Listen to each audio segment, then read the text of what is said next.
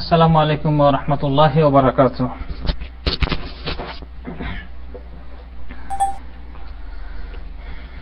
আলহামদুলিল্লাহ ওয়াসসালাতু ওয়াসসালামু আলা রাসূলিল্লাহ ওয়া আলা আলিহি ওয়া সাহবিহি ওয়া মান ওয়ালা। আম্মা বা'দ। আউযু বিল্লাহি মিনাশ শাইতানির রাজীম। বিসমিল্লাহির রাহমানির রাহিম। وقل حتى يتبين لكم الخيط الأبيض من الخيط الأسود من الفجر ثم أتموا الصيام إلى الليل. قال النبي صلى الله عليه وسلم إن بلالا يؤذن بليل فكلوا واشربوا حتى تسمعوا أذان ابن أم مكتوم فإنه لا يؤذن حتى يطلع الفجر. আলহামদুলিল্লাহ, আল্লাহ রাব্বুল আলামিনের অসংখ্য প্রশংসা যে আল্লাহ তাআলা আমাদেরকে রমজান পর্যন্ত পৌঁছাইছেন, রমজানের সিয়াম পালন করার সুযোগ করে দিয়েছেন, সেই সাথে দিনী বৈঠকে দিনী আলোচনা শোনা ও আলোচনা করার সুযোগ করে দিয়েছেন। সেই আল্লাহ তাআলা শুকরিয়া জ্ঞাপন করছি, আলহামদুলিল্লাহ। দুরূদ সালাম বর্ষিত হোক মুহাম্মদুর রাসূলুল্লাহ সাল্লাল্লাহু আলাইহি ওয়াসাল্লামের উপর। আল্লাহুম্মা সাল্লি আলাইহি ওয়া আল্লাহুম্মা বারিক আলাইহি। সম্মানিত দিনী ভাই বোন, আজকের বিষয় হলো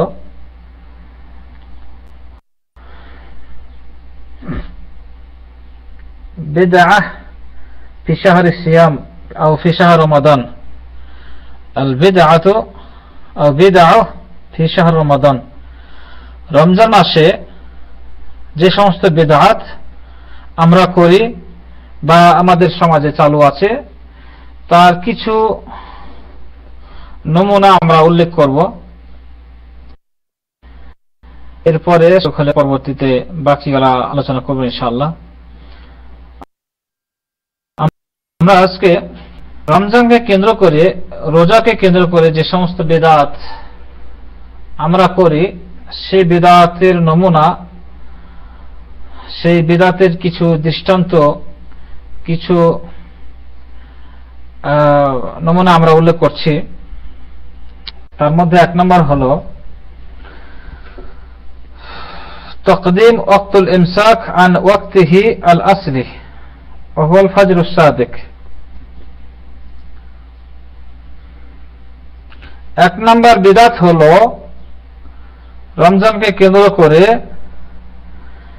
শুভে সাদেকের যে নির্দিষ্ট সময় আছে, সেই সময়ের আগেই খানা পিনা থেকে বিরত থাকা। মানে সম্ভবত বা সন্দেহবশত যে হয়তো বা ফজর হয়ে যাবে বা ফজর হয়ে গেছে, এরকম ভাবা, এবং যেটা নির্দিষ্ট সময় শুভে সাদেকের, এই সময়ের আগেই খানা পিনা থেকে বিরত থাকা। অনেক ক্যালেন্ডারে দেখা যায়, বিশেষ করে সৌদি আরবে আমি দেখি, একটা টাইম আছে আপনার আল ইমসাক, অর্থাৎ আজানের একটা টাইম আছে আর ইমসাক একটা টাইম আছে। ইমসাক মানে বিরত থাকা। যেমন ধরেন ফজরের আজান হবে, শুভে সাদেক হবে 4টার সময়, তো অনেকে আল ইমসাক এই ক্যালেন্ডারে এই কথাটা ঢুকেই দিয়েছে যে 10 মিনিট বা 15 মিনিট আগে খানা পিনা থেকে বিরত থাকতে হবে। মানে ভিতরে একটা সন্দেহ থাকে বা ভিতরে একটা সংশয় থাকে, এই কারণে 10-15 মিনিট আগে থেকে বিরত থাকে। তো এটা এক প্রকার বিদআত বা এটাকে বিদআতি উল্লেখ করা হয়েছে। যেহেতু কোরআনে উল্লেখ আছে সূরা বাকারার 187 নম্বর আয়াত, আল্লাহ তাআলা বলছেন ওয়াকুলু ওয়াশরাবু হাত্তা ইয়াতাবায়ানা লাকুমুল খায়তুল আবয়াদু মিনাল খায়তিল আসওয়াদি মিনাল ফাজর সুম্মা আতিম্মুস সিয়ামা ইলাল লাইল। আর তোমরা পানাহার করো যতক্ষণ রাতের কালো রেখা থেকে সাদা রেখা স্পষ্ট রূপে তোমাদের নিকট প্রকাশ না পায়। অর্থাৎ কালো রেখা বলতে রাত বোঝানো হয়েছে। রাত অতিক্রম করার পর যে সাদা রেখা আসবে শুভে সাদেক ফজর স্পষ্ট আসা পর্যন্ত তোমরা খানা পিনা করতে থাকো। তারপর রাতের আগমন পর্যন্ত অর্থাৎ রাত পর্যন্ত সিয়াম পূর্ণ করো, রোজা পূর্ণ করো।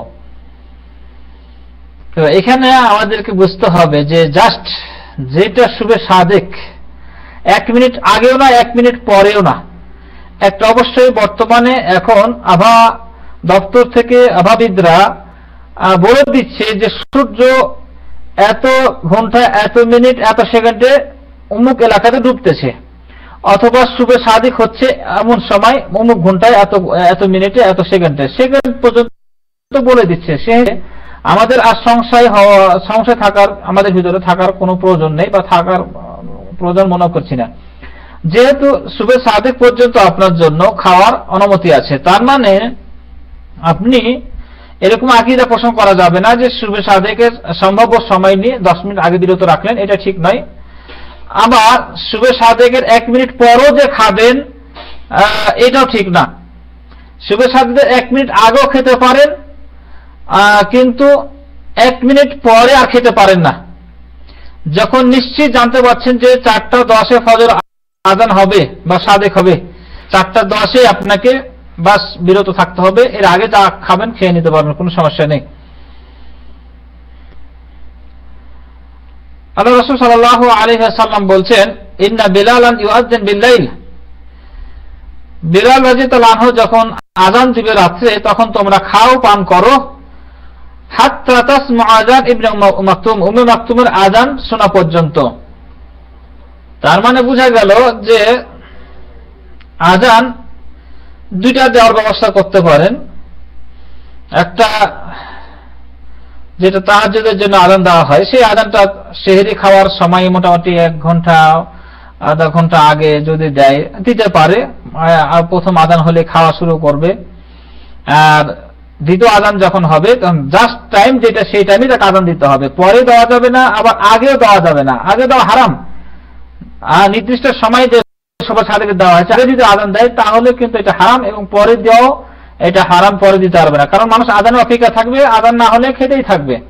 এর জন্য জাস্ট টাইম আযান দিতে হবে, দ্বিতীয় আযান পর্যন্ত খেতে থাকতে হবে। এরপরে দ্বিতীয় বেদাত হলো আত-তালাফফুজ বিনিয়াতিল ইমসাক আস-সাওম, অর্থাৎ রোজার নিয়ত পড়া। নিয়ত কিন্তু করা নয়, নিয়ত পড়া। যদি কেউ নিয়ত পড়ে কি আছে তাদের বেদাতি বই থেকে মুখস্থ করা নাই, সেই হিসেবে বলছি যে মুখে উচ্চারণ করে কোনো নিয়ত করতে হবে না। নিয়ত হলো কলব, মাহাল্লুহা আল কলব, অন্তরের স্থানটাই হলো নিয়তের স্থান। অন্তর থেকে নিয়ত করবে যে আমি আজকে রোজা থাকবো, এটাই হলো তার জন্য যথেষ্ট। মুখে উচ্চারণ করে নিয়ত করবে না, কেননা রাসূলুল্লাহ সাল্লাল্লাহু আলাইহি ওয়াসাল্লাম বলছেন যে এটা একটা বিদআত, আর এই বিদআত হলো ভ্রান্ত, আর এই ভ্রান্ত হলো জাহান্নাম, ওয়া কুল্লু দালালাতিন ফিন-নার। এরপরে আরেকটি যে বিদআত সেহরিকে কেন্দ্র করে যেটা আমরা করি, অনেকে আছে রাত্রি 1টা-2টার দিকে সেহরি খেয়ে ঘুমিয়ে গেছি, ফজরেরও কোনো খবর নাই।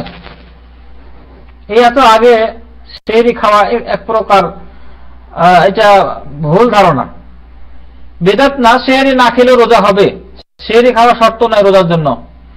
তবে সেহরি খাওয়ার উত্তম টাইম হলো, সর্বোত্তম সময় হলো সর্বশেষ সময়, শুভে সাদেকের সর্বশেষ সময়। রাসূল সাল্লাল্লাহু আলাইহি ওয়াসাল্লাম বলছেন, লা ইয়াজালু উম্মতি বিখাইরিন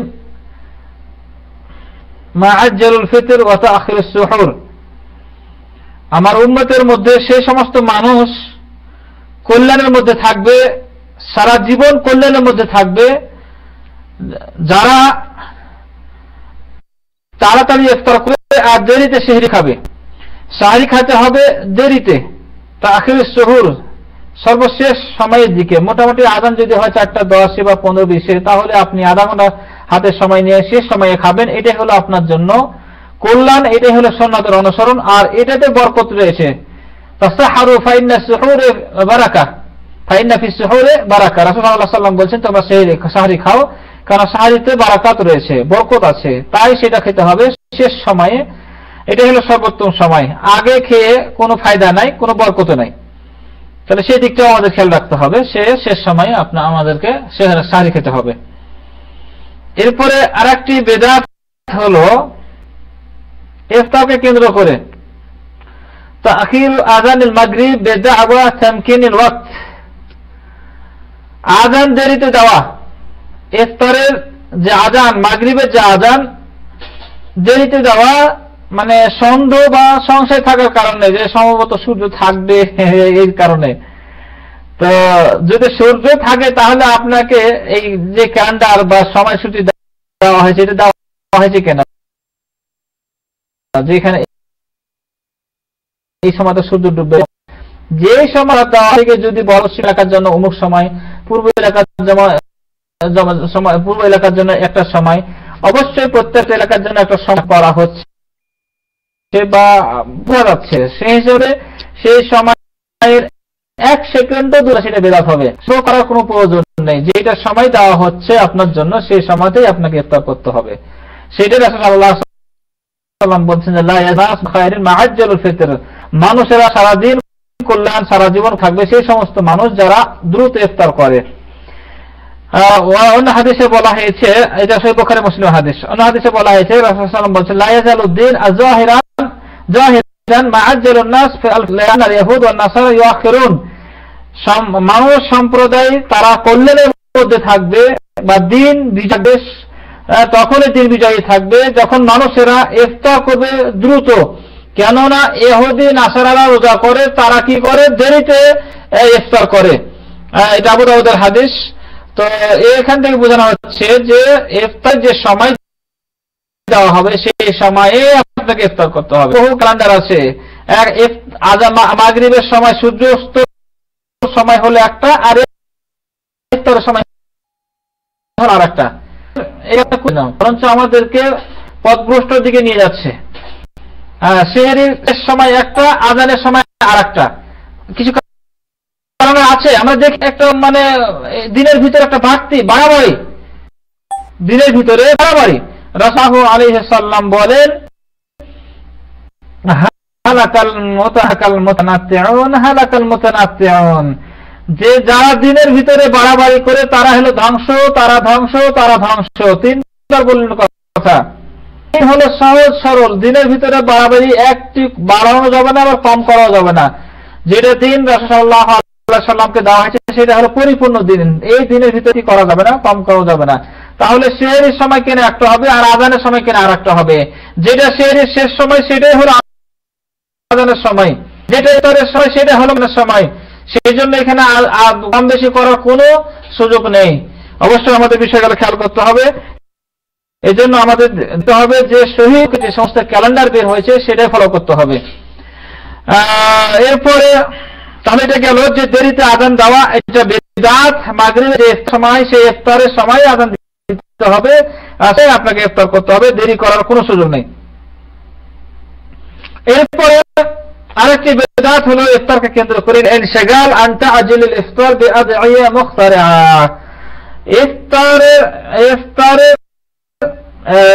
ইফতারকে কেন্দ্র করে কিছু বেদাতি দোয়া পড়া বা চালু করা। যে সমস্ত বেদাতি দোয়া পড়া হয় রাস্তা থাকে, দোয়া রাসূল সাল্লাল্লাহু আলাইহি ওয়াসাল্লাম থেকে সাব্যস্ত নাই, যা ইফতারকে কেন্দ্র করে পড়া হয়, সেটাই হলো ইফতারের দোয়া। বলছেন ইবনে উমর বলেন যে কানা রাসূলুল্লাহ সাল্লাল্লাহু আলাইহি ওয়াসাল্লাম ক্বালা যাহাবা আয-যামাউ ওয়া আবতালাতিল উরুকু ওয়া সাবাতাল আজরু। রাসূল সাল্লাল্লাহু আলাইহি ওয়াসাল্লাম যখন এসেছেন তখন এই দোয়া পড়তেন, এই দোয়া যাহাবা আবতালাতিল উরুকু ওয়া সাবাতাল আজরু ইনশাআল্লাহ। তাহলে আরো যে সমস্ত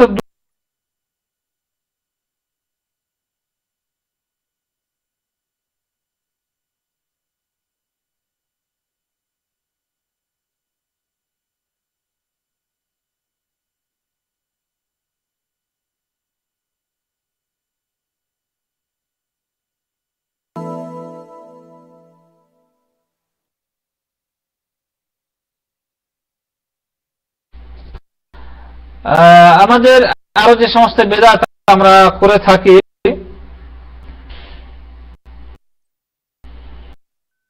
বেদাত তাআল্লাকা বিসসুহুর, শাহরিকে কেন্দ্র করে যে সমস্ত বেদাত করে, একটা হলো মানুষ আপনার মাইকের মাধ্যমে, সঙ্গীতের মাধ্যমে, তেলাওয়াতের মাধ্যমে, কোনো কিছু বাজানোর মাধ্যমে বা জিকির মাধ্যমে, এটা হলো এক প্রকার বেদাত। সময় হয়েছে সেহরা রান্না করুন, সেহরি খেতে উঠুন, এই ধরনের কথা কোন শরীয়ত সম্মত নয়, এটা এক প্রকার বেদাত। সবাই আমি তো বুঝতেছি না, অনলাইনে আসছেন যাচ্ছেন আমাদের। জি, তো বলছিলাম শাহরি রান্নাকে কেন্দ্র করে মাইকের মাধ্যমে মাইকিং করা যেটা হয়, সতর্ক করা হয়, যেমন হোক আয়াত পড়ার মাধ্যমে হোক, ধূপ বাজানোর মাধ্যমে হোক, সঙ্গীত হোক, গিরাম বা আওয়াজ দেওয়ার মাধ্যমে হোক না কেন, এগুলো বেদাত। এটা কোন শরীয়ত সম্মত নয়। তবে আজানের যে পদ্ধতি সেটা দিতে পারে শাহরি খাওয়ার আগে, সেটা বেদাত। আরেকটি যেটা বেদাত সেটা তো বলে ফেললাম এর আগে, যে তাজিল সুহুর, তাড়াতাড়ি কি করা, শাহরি খাওয়া, মানে সময় না হয়ে 1 ঘন্টা আগে শাহরি খেয়ে ঘুমিয়ে যাওয়া, বেদাত আমরা করে থাকি। আরেকটি বেদাত হলো লফজ তুআম,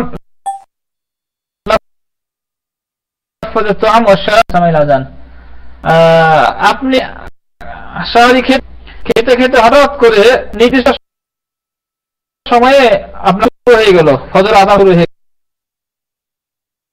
গেল, তখন আমরা অনেকে করি কি, আবার দাঁতে যা খটরে খটরে বের করে আমরা ফেলে দিই যে আযান হয়ে না,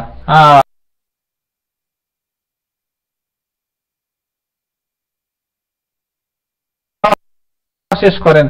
সেটা যদি নির্দিষ্ট সময় আযান হয়ে, তাহলে আযান শুনলেও কোনো আপনি খাওয়া শেষ করবেন।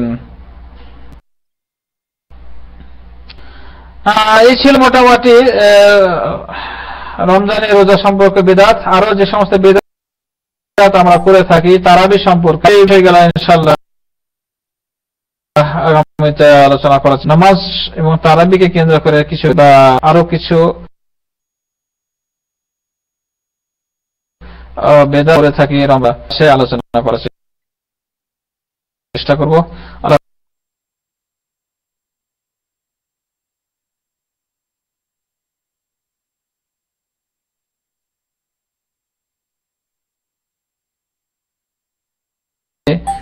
কবুল করুন আল্লাহ সকলের সম করুন। জাযাকুম পরিশন।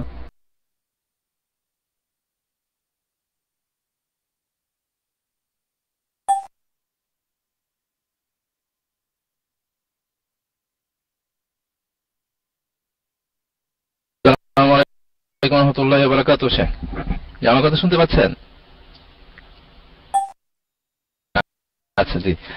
আমার কয়েকটা প্রশ্ন আছে, আমি অবশ্য প্রশ্নগুলো করছিলাম আপনাকে হোয়াটসঅ্যাপে, তো আমি হয়তো উত্তরটা পাই না, আমার একটু বেশ জরুরি উত্তরগুলো জানা আর কি। তো আমার 2-3টা প্রশ্ন আর কি, যদি মনে কিছু না করেন। তো একটা হচ্ছে রমজান মাসে আছে মানে ফিদিয়া দেওয়াটা আর কি, এটা কিভাবে, কি একবেলা খাবার দিতে হবে নাকি সারাদিনে যে খাবারটা আমরা খাই এটার পরিমাণে, এটা হিসাবটা আর কি একটু জানতে চাচ্ছিলাম, একটা প্রশ্ন। আর এটা হচ্ছে একজনের কাছে টাকা লোন দেওয়া আছে, এই টাকার ওই যাকাত কি আমি দিব নাকি যে লোন নিয়েছেন উনি দিবেন? মালিক হচ্ছে আমি, কিন্তু আমি কি টাকাটা লোন যাকাত দিব নাকি উনি দিবেন, এটা। আর একটা হচ্ছে আপনার যে ইফতারের যে দোয়ার কথা বললেন, যে একটা দোয়া যে আমরা সবসময় শুনি যে আল্লাহুম্মা লাকা সুমতু, এরকম যে একটা দোয়া আছে, এটা কি আসলে বিদআত নাকি? এই 3টা প্রশ্ন দিই, জাযাকাল্লাহু খাইরান।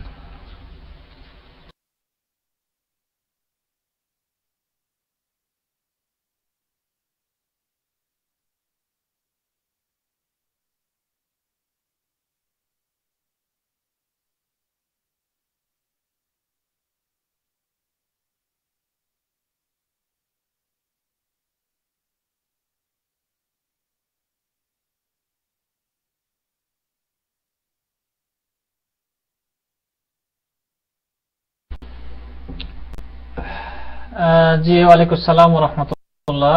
সম্ভবত আনিসুল হক ভাই জিজ্ঞাসা জানতে চেয়েছিলেন কোন গ্রুপে, হোয়াটসঅ্যাপ গ্রুপে আছেন আমি জানি না, তো আসলে গ্রুপে কালকে থেকে সময় দিতে পারিনি। তো যাই হোক, আপনার যে প্রথম প্রশ্ন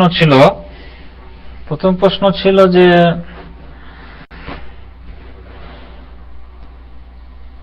কোন ব্যক্তি অসুস্থ হওয়ার কারণে যদি রোজা রাখতে না পারে তাহলে ফিদিয়া হিসাবে কি যে একবেলা খাবার দিবেন নাকি সারা দিনে যা খান তাই দিতে হবে? জি, এই ব্যাপারে সূরা বাকারার 184 নম্বর আয়াতে আল্লাহ তাআলা উল্লেখ করছেন,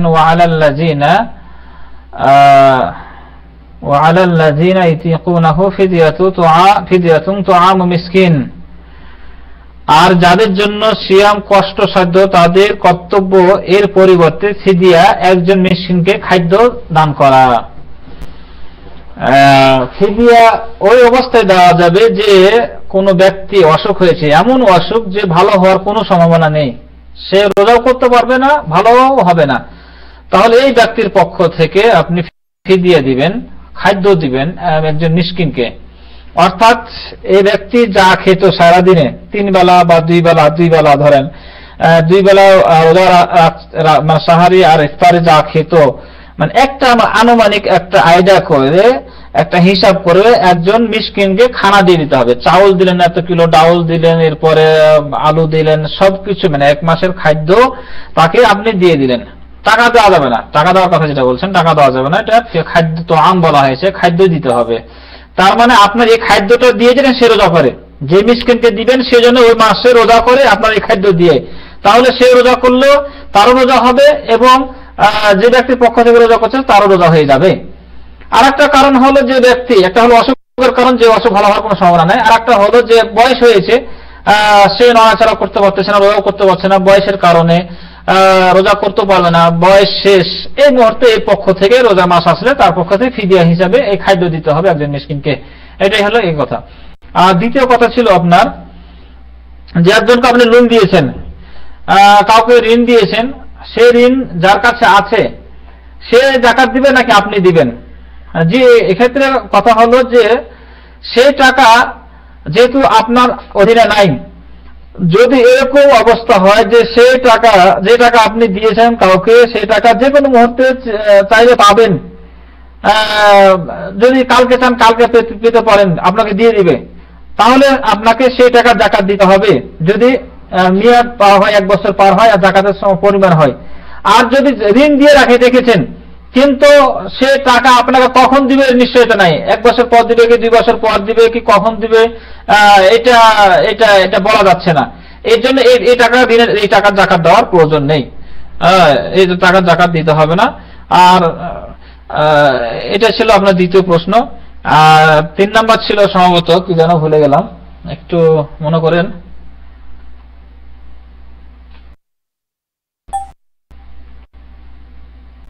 দোয়া, সরি দোয়া, যে ইফতারের সময় যে দোয়া বলি আমরা, আল্লাহুম্মা লাকা সুমতু ওয়া আলা রিজকিকা আফতারতু, এটা হাদিস নয়, এটা জয়ীফ হাদিস। এটা হাদিস আছে, এটা এইভাবে বলা যাবে না। এটা দোয়া যদি বলেন যে এমনি দোয়াটা ভালো, এমনি যেমন আমরা বানিয়ে দোয়া বলি, অনেক সময় তো দোয়া বলি আল্লাহ ক্ষমা করো, আল্লাহ আমাকে মাফ করো, কিন্তু এইভাবে যে হাদিস আছে এটা কিন্তু না।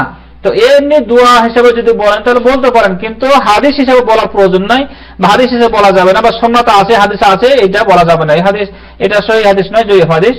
সহিহ হাদিস হলো যে দোয়াটা বললাম সেটা বলবেন। আপনি কিছু খালেন, খাওয়ার পরে এই দোয়ার বলতে থাকবেন, যা জামা আব্দুল্লাহ ওয়াসাবাতুল আজর ইনশাআল্লাহ, এই দোয়া হলো সহিহ দোয়া, এটাই বলবেন। আমরা সব সময় চেষ্টা করবো সুন্নাহ অনুসরণ করা। এটা কে করছে কে করে না, এটা অমুক বলছে এটা অমুক আছে না, যখনই আমরা সঠিকটা পাবো সেটা মানার চেষ্টা করবো, ভুল গলা যেগুলো আছে সেগুলো ছেড়ে দেওয়ার চেষ্টা করবো ইনশাআল্লাহ। আল্লাহ রাব্বুল আলামিন আমাদের সেই তৌফিক দান করুন। জাযাকুমুল্লাহ খাইর। জি, আর কোনো প্রশ্ন থাকলে করেন, না হলে আমরা শেষ করে দেবো।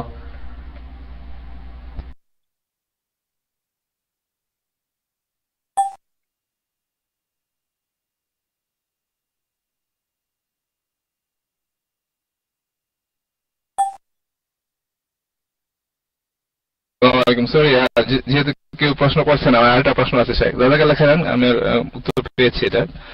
আর যে গ্রুপের কথা বলছিলেন সেখানে আমি অবশ্য যে কি আইএফ একটা গ্রুপ আছে ওইটাতে ছিলাম আর কি, যাকে অবশ্য কত রাত্রে আমি দিয়েছিলাম আর কি, তো এটা এত আগে দিই নেই, সমস্যা নাই এটা। আর একটা প্রশ্ন এরকম, আমার ফ্রেন্ড এটা করছিল আর কি প্রশ্ন, তো ওনাদের একজন আত্মীয়, একজন মহিলা, ওনার চারজন সন্তান আছে আর কি, 2 মেয়ে 1 ছেলে, সরি 2 ছেলে 2 মেয়ে। তো ওনার হাজবেন্ড মারা গেছেন, ওনার সম্পত্তি ছেলে মেয়েদেরকে দিয়ে গেছেন আর কি, তো ওইটাতে কোনো সমস্যা নাই। ওনার একটা সম্পত্তি আছে আর কি, উনি একজন ছেলেকে দিতে চাচ্ছেন না, ওই ছেলে হয়তো পারিবারিক কোনো সমস্যা আছে, বিয়ের পরে একটু অন্যরকম হয়ে গেছে, মা খুব একটা পছন্দ করেন না ওনাকে, তো ওনার যে সম্পত্তিটা আছে উনি লিখে দিতে চাচ্ছেন, কিন্তু ওই ছেলেটাকে দিতে চাচ্ছেন না, একটা ছেলেকে, আর বাকিদেরকে উনি ওগুলো দিতে চাচ্ছেন। এখন এটা কি শরীয়সম্মত হবে? এটা দিলে কি ওনার গুনাহ হবে নাকি জানতে চাচ্ছেন। আর যদি দিতেই হয় তাহলে যে জমিটা দিতে চাচ্ছেন উনি ওইটা ওনাকে দিতে চাচ্ছেন, একটু দূরে অন্য কোথাও দিতে চাচ্ছেন, এই জমিটা দিতে চাচ্ছেন না, যেহেতু বাড়ির পাশে হয়তো চাচ্ছে না যে ওই ছেলে ওইটা ভাগী হোক। আর যদি না দিলে হয় তাহলে তো ঠিক আছে, আর যদি দিতেই হয় তাহলে একটু দূরে দিতে চাচ্ছে অন্য একটা জমি, তো এটা কি ঠিক আছে নাকি? জাযাকাল্লাহ খাইর। আছে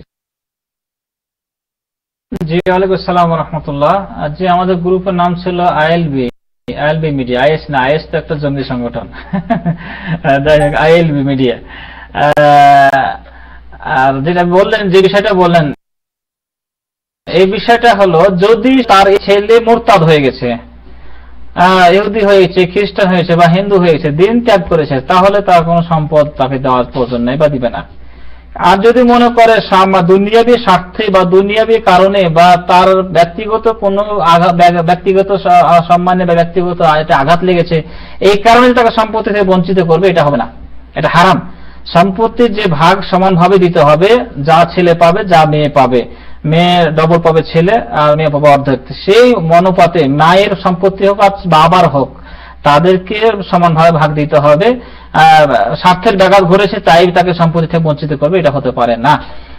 যদিও দূরে দিতে চাচ্ছে, দূরে যদি সে মেনে নেয় তাহলে সমস্যা নেই, কিন্তু সকল যে জমি আছে বা সম্পত্তি আছে সমানভাবে ভাগ হবে, ভাগ হওয়ার পর যা সে পাবে, যেখানে সে পাবে সেখানে তাকে দিতে হবে। এরপরে যদি সে স্বেচ্ছায় ছেড়ে দেয় সেটা ভিন্ন কথা, কিন্তু তাকে তার প্রাপ্য পৌঁছে দিতে হবে।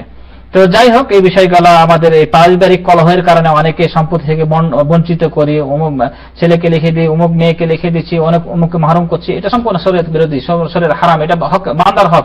এই হক আল্লাহ ক্ষমা করবে না। এটা যদি এই বান্দার হক করে নষ্ট করে মারা যায় তাহলে আল্লাহ ক্ষমা করবে না, তার জন্য শাস্তি পেতে হবে, আল্লাহ মাফ করুক। তো যাই হোক, এই বিষয়গুলো মানে কোনো বিষয়ে ঝগড়াঝাটি, সামান্য কথা কাটাকাটি বা কোনো সমস্যা হতে পারে, যে এই জন্য ত্যায্য পুত্র করে দেওয়া, এই করে দেওয়া, এটা ঠিক নাই। এটা আসলে এটা মানে স্বার্থের ব্যাঘাত করছে, তাই এটা করে থাকে। আল্লাহ তাআলা আমাদের হেফাজত করুন। জি, মায়ের সম্পত্তিও বাবার যে সম্পত্তি উভয় ভাগ হবে, তাছাড়া কি পাবে? উভয় ভাগ হবে, ছেলে সন্তান বাবার যে সম্পত্তি ভাগ পেত, মায়ের সম্পত্তি সেভাবে পাবে। জি, জাযাকুমুল্লাহ খাইর। তো আমরা এখানে শেষ করছি আজকে ক্লাস। ইনশাআল্লাহ আগামী সোমবার আবারও কথা হবে। আল্লাহ রাব্বুল আলামিনের কাছে দোয়া করি আমাদের রমজান শুরু হয়ে গেছে, আল্লাহ তাআলা যেন আমাদের খালেস ভাবে, একনিষ্ঠভাবে আল্লাহর সন্তুষ্টির জন্য যেন আমরা রোজা করতে পারি, সওম পালন করতে পারি, কিয়াম করতে পারি, এবং সওম বা রোজার জন্য যত হক আদায় করতে পারি সেই তৌফিক আমাদের দান করুন, আল্লাহুম্মা আমিন। আল্লাহ রাব্বুল আলামিন আমাদের সবাইকে ক্ষমা করুন, যারা কবরবাসী আছেন, কবরে আছেন, তাদেরকে আল্লাহ ক্ষমা করুন। আল্লাহ রাব্বুল আলামিন আমাদের সকলকে ঈমানের উপর রাখুন। ওয়া আখিরু দাওয়ানা আলহামদুলিল্লাহি রাব্বিল আলামিন। সুবহানাকাল্লাহুম্মা ওয়া বিহামদিকা আশহাদু আল্লা ইলাহা ইল্লা আনতা আস্তাগফিরুকা ওয়া আতুবু ইলাইক। আসসালামু আলাইকুম ওয়া রাহমাতুল্লাহি ওয়া বারাকাতুহু।